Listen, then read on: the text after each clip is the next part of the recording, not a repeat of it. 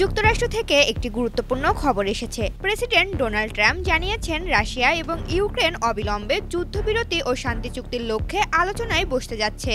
রুশ president Vladimir পুতিনের সঙ্গে 2 ঘণ্টার ফোন আলাপের পর ট্রাম্প এই ঘোষণা দেন। ট্রাম্পের এই ঘোষণার পর বিশ্বজুড়ে আলোচনার সৃষ্টি হয়েছে। ট্রাম্প বলেন, পুতিনের সঙ্গে তার আলোচনা খুব ভালো হয়েছে এবং শান্তি প্রতিষ্ঠার শর্তগুলো দুই দেশের মধ্যে আলোচনার মাধ্যমে ঠিক করতে হবে।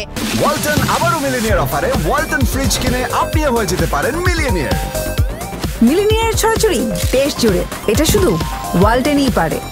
তবে যুদ্ধবিরতি বা চূড়ান্ত শান্তি চুক্তি খুব কাছাকাছি এমন কোনো ইঙ্গিত এখনো পাওয়া যাচ্ছে না। রুশ প্রেসিডেন্ট ভ্লাদিমির পুতিন জানিয়েছেন তিনি ইউক্রেনের সঙ্গে একটি সম্ভাব্য শান্তি সমঝোতা নিয়ে আলোচনার জন্য প্রস্তুত। অন্যদিকে ইউক্রেনের প্রেসিডেন্ট ভ্লাদিমির জেলেনস্কিকে একটি গুরুত্বপূর্ণ মোড় বলে উল্লেখ করেছেন এবং যুক্তরাষ্ট্রকে আলোচনায় সক্রিয় থাকার আহ্বান জানিয়েছেন। জেলেনস্কি জোর দিয়ে বলেন, এই আলোচনা যেন যুক্তরাষ্ট্র ও ইউরোপীয় প্রতিনিধিদের নিয়েই হয়। তিনি আরও বলেন, যুক্তরাষ্ট্র যদি নিজেকে সরিয়ে নেয় তবে কেবলমাত্র পুতিনই লাভবান হবেন।